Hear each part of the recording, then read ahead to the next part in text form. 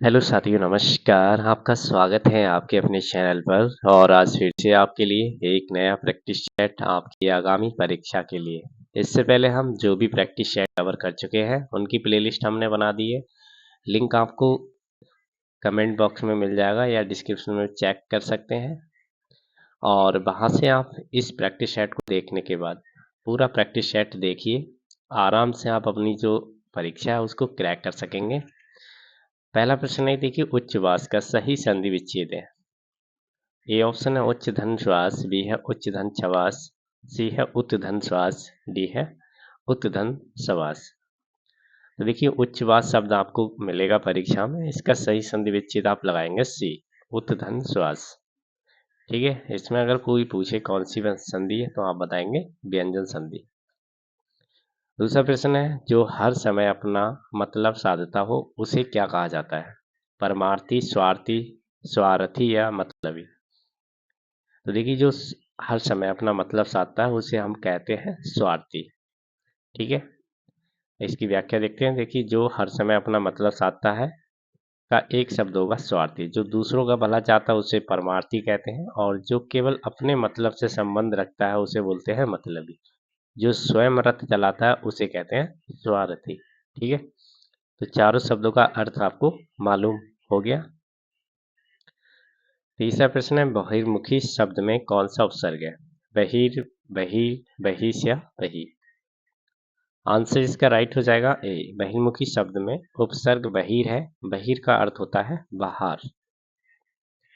चौथा प्रश्न है, साहित्य जनता की चित्तवृत्तियों का संचित प्रतिबिंब है। ये उचित किसकी है? ये उक्ति किसकी है? हजारी प्रसाद द्विवेदी, महावीर प्रसाद, नगेंद्र या रामचंद्र शुक्ल? आंसर इसमें राइट हो जाएगा डी। साहित्य जनता की चित्तवृत्तियों का संचित प्रतिबिंब है। ये उक्ति रामचंद्र शुक्ल जी की है। इस सेशन को आप ज़्यादा से ज़्यादा दोस्तों के साथ शेयर जरूर कर दीजिएगा। अच्छा लग रहा है तो लाइक भी कर दीजिए। पांचवा प्रश्न देखते हैं, मर्यादा किस युग की प्रसिद्ध पत्रिका थी? भारतेंदु युग, छायावाद युग, द्विवेदी युग या छायावादोत्तर युग? आंसर इसमें राइट हो जाएगा सी। मर्यादा द्विवेदी युग की प्रसिद्ध पत्रिका थी। मर्यादा पत्रिका का पहला अंक नवंबर 1910 में कृष्णकांत मालवीय के द्वारा प्रयाग से प्रकाशित किया गया था। इसके प्रथम अंक का प्रथम लेख मर्यादा नामक शीर्षक से पुरुषोत्तम दास टंडन के द्वारा लिखा गया है। प्रश्न संख्या 6, खिली हुई हवा आई फिरकी सी आई, चल गई पंक्ति में अलंकार है। उपमा अलंकार, अनुप्रास अलंकार, संभावना अलंकार या उत्प्रेक्षा अलंकार? आंसर इसका राइट हो जाएगा ए। खिली हुई हवा आई फिरकी सी आई, चल गई में उपमा अलंकार है। जब एक वस्तु की तुलना दूसरी वस्तु से की जाए तो उसे उपमा अलंकार कहा जाता है। तुलना प्रकट करने वाले शब्द सा, शीशे के, आ, समान आदि जहां वर्णों की आवृत्ति को अनुप्रास अलंकार कहा जाता है। जैसे चारूचंद की चंचल किरणें में चा वर्ण कई बार आया है। उत्प्रेक्षा अलंकार की बात करें तो जहां उपमेय में उपमान की संभावना हो जाए। संभावना करने वाले शब्द जनु, जानो, मनु, मानो, मनहो, जनहु इत्यादि यह सभी उत्प्रेक्षा अलंकार में मिलेंगे। सातवां प्रश्न, निम्न में से शांत रस का स्थायी भाव कौन सा है? निर्वेद, रति, श्रृंगार या गिलानी? तो देखिए इसमें राइट आंसर ए होगा। शांत रस का स्थायी भाव निर्वेद है, श्रृंगार रस का स्थायी भाव रति तथा विभत्स का स्थायी भाव घृणा, जुगुस्सा होता है। आठवां प्रश्न है, उन्मेष निम्न में से किस प्रकार का शब्द है? तद्भव शब्द, तत्सम शब्द, देशज या आगत? आंसर इसका ये राइट होगा। उन्मेष शब्द तद्भव है, संस्कृत शब्द से उत्पन्न शब्द कहलाते हैं। संस्कृत के शब्दों को तत्सम कहते हैं। तत्सम का शाब्दिक अर्थ होता है उसी के समान। वे शब्द जो ग्रामीण क्षेत्र और जनजातियों में बोले जाते हैं देशज शब्द कहलाते हैं। जैसे कटोरा, कच्चा उड़द, उसारा, तावा, कुप्पी। अगला प्रश्न, किस बोली में ने पर सर्ग लगाया जाता है? ब्रजभाषा, बड़ी खड़ी बोली, राजस्थानी या अवधी? तो देखिए खड़ी बोली में ने पर सर्ग लगाया जाता है। यह ओंकार बहुला बोली है। इसमें मैंने, तुमने, तूने आदि शब्द प्रचलित है। अवधी बोली आकार बहुला है। इसमें जबन तबन कबन तोर हमार तोका मौका शब्द प्रचलित है। राजस्थानी बोली में यहाँ ण वर्ण की बोली अधिक बोली जाती है, जैसे मारो भारो कोण ठाण आदि। अगला प्रश्न, देव जो महान है किस समास का उदाहरण है? कर्मधारय समास, बहुब्री समास, तत्पुरुष समास या अव्ययभाव समास? आंसर इसमें बी राइट होगा। देव जो है महान कर्मधारय समास है जिस समास में प्रथम पद विशेषण तथा दूसरा पद विशेष संज्ञा हो कर्मधारय समास होता है। इसमें देव विशेषण तथा महान विशेष है, जहां प्रथम तथा दूसरा पद दोनों मिलकर किसी अन्य की विशेषता बताएं बहुव्रीहि समास कहलाते हैं, जैसे दशानन, चंद्रशेखर, लंबोदर। जिस समास में विभक्ति कारक का लोप हो उसे तत्पुरुष समास कहते हैं, जैसे गगनचुंबी, कठफोड़वा, राजपुत्र आदि। 11वां प्रश्न है, त्रिपुरा को कब भारत का पूर्ण राज्य का दर्जा दिया गया था? 1956, 1972, 1975 या 1947? आंसर इसका राइट होगा बी। त्रिपुरा 1972 में पूर्ण राज्य बना।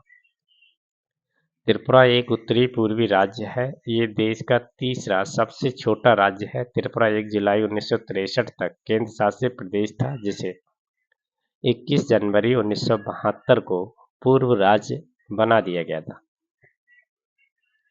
12वां प्रश्न है, शिपकीला दर्रा हिमालय की किस घाटी में स्थित है? नावा घाटी, चंद्रा घाटी, कुल्लू घाटी या सतलज घाटी? आंसर इसका राइट हो जाएगा डी। शिपकीला दर्रा हिमालय का एक प्रमुख दर्रा है। ये शिमला से तिब्बत को जोड़ता है। सतलुज नदी इस दर्रे के पास ही एक तंग घाटी से गुजरकर तिब्बत से भारत में प्रवेश करती है, अतः स्पष्ट है कि सतलुज घाटी में स्थित है। अगला प्रश्न, भारतीय संविधान में कितने मूल कर्तव्य दिए गए हैं? वेरी वेरी इंपॉर्टेंट क्वेश्चन, आपको पता ही है। 11। सरदार स्वर्ण सिंह समिति की अनुशंसा पर 42वें संविधान संशोधन को 1976 में किया गया था, जिसके भाग 4 में अनुच्छेद 51 के तहत मूल कर्तव्यों को संविधान में जोड़ा गया। संविधान में कुल 11 मूल कर्तव्य हैं। अगला प्रश्न, तरला दलाल किस रूप में प्रसिद्ध है? पाक कला विशेषज्ञ, बाल मनोवैज्ञानिक, मीडिया प्रबंधक, शास्त्रीय नर्तकी? आंसर इसमें ए राइट होगा। तरला दलाल भारत की एक प्रमुख प्रख्यात भोजन लेखिका व रसोइया थी। इन्होंने खाना पकाने के कई कार्यक्रम जैसे तरला दलाल शो, काइटअप विद तरला दलाल की मेजबानी की थी। भोजन कला विशेषज्ञ को पाक कला विशेषज्ञ भी कहते हैं। अगला प्रश्न है, मुगल काल में पुलिस बल के मुखिया को क्या कहा जाता है? दरोगा, फौजदार, सूबेदार, कोतवाल? आंसर इसमें राइट होगा डी। मुगल काल में पुलिस बल के मुखिया को कोतवाल कहा जाता है। कोतवाल के घरों और सड़कों को लेखा रखना पड़ता था। वह कस्बे को ई भागों में बांटकर दूसरे व्यक्ति को कार्य सौंपता था और उस व्यक्ति को प्रतिदिन की आवागमन की आज्ञा कोतवाल को ही देना होती थी। अगला प्रश्न, निम्नलिखित में से कौन सा ज्ञान के सिद्धांत पर बल देता है? योग दर्शन, वेदांत दर्शन, सांख्य दर्शन या उपनिषद? आंसर इसमें राइट होगा डी। उपनिषद हिंदू धर्म का महत्वपूर्ण श्रुति ग्रंथ है। ये वैदिक वाङ्मय के अवित्र भाग है। इसमें परमेश्वर, परमात्मा, ब्रह्म और आत्मा के स्वभाव और संबंध का बहुत ही दार्शनिक और ज्ञानपूर्ण वर्णन किया गया है। दुनिया के कई दार्शनिक उपनिषद को सबसे अच्छा ज्ञान कोश मानते हैं। ये 17वीं सदी में दारा शिकोह ने उपनिषद का फारसी अनुवाद सिर्रे अकबर के नाम से किया। अगला प्रश्न, निम्नलिखित में से मौर्य कला का सर्वोत्तम प्रतिमान कौन है? स्तंभ, स्तूप, चैत्य, बारादरी? आंसर इसमें राइट होगा ये। मौर्य काल का सर्वोत्तम प्रतिमान स्तंभ है। मौर्य कला का विकास भारत में मौर्य साम्राज्य के युग में 4वीं से 2री सदी ईसा पूर्व हुआ था। सारनाथ और कुशीनगर जैसे धार्मिक स्थानों के रूप में स्वयं सम्राट ने इनकी संरचना की थी। अगला प्रश्न, इनमें से कौन सा अशोक के साम्राज्याधीन नहीं था? कश्मीर, गुर्जर, कर्नाटक, कामरूप? आंसर इसमें राइट होगा डी।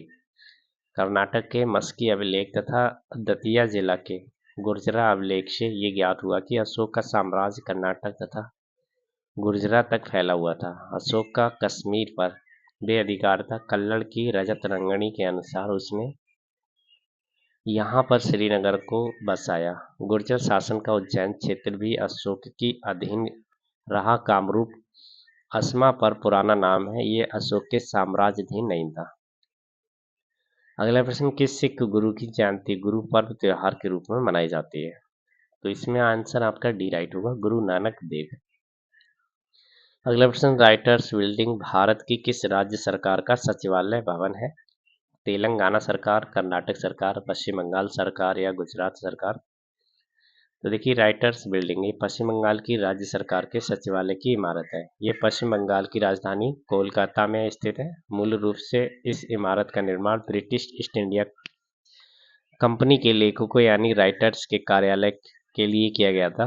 इस इमारत के वास्तुकार थॉमस लियोन हैं, जिन्होंने इसका डिजाइन 1777 ईस्वी में तैयार किया था।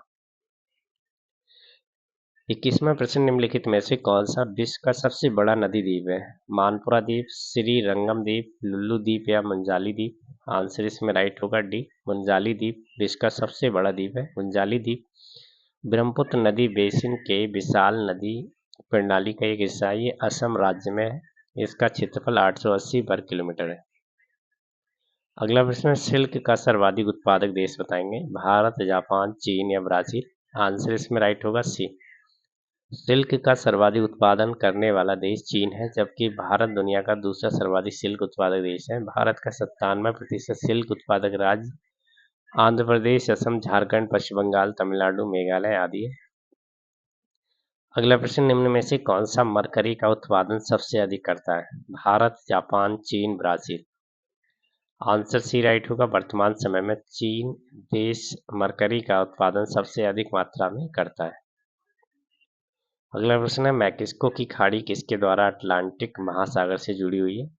फ्लोरिडा जल संधि, ओटांट्रो जल संधि, कुक जल संधि या डोवार जल संधि? आंसर ए राइट होगा, मैक्सिको की खाड़ी फ्लोरिडा जल संधि के माध्यम से अटलांटिक महासागर से जुड़ी हुई है। ये दक्षिण पूर्वी संयुक्त राज्य अमेरिका के पास एक बड़ा सागर बेसिन है। ये अटलांटिक महासागर का ही एक हिस्सा है। अगला प्रश्न है, सिक्किम निम्नलिखित में से किस देश के साथ सीमा साझा करता है? नेपाल, भूटान, चीन या ये सभी? आंसर इसमें राइट होगा डी, सिक्किम अपनी अंतर्राष्ट्रीय सीमा दक्षिण पूर्व में भूटान के साथ, पश्चिम में नेपाल के साथ और उत्तर पूर्व में चीन के तिब्बत स्वायत्त क्षेत्र के साथ साझा करता है। 26वां प्रश्न, निम्न में से वह नदी कौन सी है जिसका उद्गम भारत में नहीं है? चिनाब नदी, ब्यास नदी, सतलुज नदी या रावी नदी? तो देखिए, इसमें आपका राइट आंसर सी हो जाएगा, सतलुज नदी। ये भारत में इसका उद्गम नहीं है, बल्कि ये दक्षिण पश्चिमी तिब्बत में समुद्र तल से लगभग 4555 मीटर ऊंचाई पर मानसरोवर के निकट राकस ताल झील, जो कि तिब्बत में है, वहां से इसका उद्गम स्थल माना जाता है। इस सेशन अगर आपने लाइक नहीं किया, शेयर नहीं किया है, तो प्लीज़ लाइक और शेयर ज़रूर कर दीजिएगा, क्योंकि आपके लाइक और शेयर से ही हमें मोटिवेशन मिलता है और हम हर दिन आपके लिए ऐसे ही प्रैक्टिस सेट तैयार करते हैं। तो प्लीज़ लाइक और शेयर कर दीजिएगा। 27वां प्रश्न है, भारत का सबसे लंबा राष्ट्रीय राजमार्ग कौन सा है? NH 27, NH 44, NH 48, इनमें से कोई नहीं। तो आंसर इसमें राइट हो जाएगा बी, भारत का राष्ट्रीय राजमार्ग 44, जिसे NH 7 के नाम से माना जाता है। ये भारत का सबसे लंबा राष्ट्रीय राजमार्ग है। ये उत्तर प्रदेश, मध्य प्रदेश, महाराष्ट्र, आंध्र प्रदेश, कर्नाटक और तमिलनाडु राज्यों के मध्य से होकर गुजरती है। अगला प्रश्न, निम्नलिखित में से कौन सा क्षेत्र भारत का सबसे बड़ा नियोक्ता है? प्राथमिक क्षेत्र, चतुर्थिक क्षेत्र, तृतीय क्षेत्र या द्वितीय क्षेत्र? आंसर इसमें ए राइट होगा, प्राथमिक क्षेत्र भारत का सबसे बड़ा नियोक्ता है। प्राथमिक क्षेत्र अर्थव्यवस्था का वह क्षेत्र है जो प्राकृतिक संसाधनों का सीधा उपयोग करता है। इसमें कृषि एवं पशुपालन, वन उद्योग, मत्स्य पालन, खनन आदि शामिल होते हैं। 29वां प्रश्न, भारत में हरित क्रांति का जनक किसे माना जाता है? आंसर आपको पता ही है, MS स्वामीनाथन को। भारत में 1960 के दशक की बात है, मध्य 1966-67 में कृषि में हरित क्रांति की शुरुआत हुई।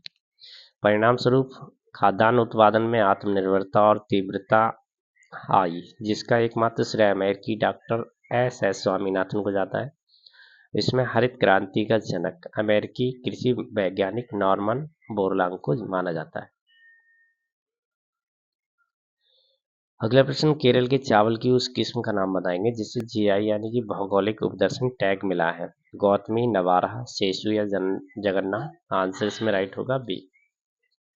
केरल के नवारा चावल को साल 2018 में जीआई टैग प्रदान किया गया था। 31वां प्रश्न, संयुक्त प्रांत से उत्तर प्रदेश के रूप में जाने नाम बदलने के बाद उत्तर प्रदेश का पहला राज्यपाल कौन था? बहरगिरी वेंकटगिरी, हुमायूं सजी, फिरोज शाह मोदी, विश्वनाथ दास, अकबर अली खान। आंसर इसमें भी राइट होगा। 24 जनवरी 1950 को संयुक्त प्रांत से नाम बदलकर उत्तर प्रदेश कर दिया गया था। उत्तर प्रदेश का प्रथम राज्यपाल का पद 26 जनवरी 1950 को हुर्मा सजी फिरोज शाह मोदी ने ग्रहण किया था। अगला प्रश्न, ऑपरेशन संकट मोचन किससे संबंधित है? बाढ़ राहत कार्य, दक्षिणी सूडान से भारतीय को सुरक्षित निकालना, राष्ट्रीय आपात संगठन प्रबंधन या उपरोक्त में से कोई नहीं। तो देखिए, ऑपरेशन संकट मोचन ये दक्षिणी सूडान में फंसे करीब 600 भारतीयों को सुरक्षित निकालने के लिए भारत सरकार द्वारा ऑपरेशन संकट मोचन शुरू किया गया था। इसकी अगुवाई विदेशी राज्य मंत्री बीके सिंह ने की। अगला प्रश्न, भारत के उद्यान शहर के रूप में किसे जाना जाता है? तिरुवनंतपुरम, इम्फाल, शिमला, बेंगलुरु। तो देखिए, बेंगलुरु को भारत के उद्यान शहर के रूप में जाना जाता है। बेंगलुरु भारत के कर्नाटक राज्य की राजधानी है। देश की अग्रणी सूचना प्रौद्योगिकी निर्यातक के रूप में अपनी भूमिका के कारण बेंगलुरु को भारत की सिलिकॉन वैली के रूप में जाना जाता है। अगला प्रश्न, अंतर्राष्ट्रीय ओलंपिक समिति का मुख्यालय खालिस्तान में है। यूएसए, स्विट्जरलैंड, जर्मनी, इनमें से कोई नहीं। आंसर इसमें राइट होगा बी। अंतर्राष्ट्रीय ओलंपिक समिति का मुख्यालय स्विट्जरलैंड के लुसाने में स्थित है। इसकी स्थापना 1894 में पेरिस, फ्रांस में हुई थी। 35वां प्रश्न, भारत का सर्वोच्च नागरिक सम्मान कौन सा है? पद्म श्री, पद्म विभूषण, अशोक चक्र या भारत रत्न। आंसर इसमें राइट होगा डी। भारत का सर्वोच्च नागरिक सम्मान भारत रत्न है। इसकी शुरुआत 1954 ईस्वी में हुई थी। ये 26 जनवरी को भारत के राष्ट्रपति के द्वारा प्रदान किया जाता है। इसके मेडल पर सूर्य का चित्र अंकित होता है। तो देखिए, इस सेशन को यहीं पर आप फिनिश करेंगे और आपसे उम्मीद करते हैं आपको सेशन जरूर पसंद आया होगा। चैनल पर आप पहली बार आए हैं तो प्लीज़ सब्सक्राइब जरूर कर लीजिएगा और आपने अगर लाइक नहीं किया लाइक कर दीजिएगा और आपसे रिक्वेस्ट है कि आप इसे शेयर जरूर करें।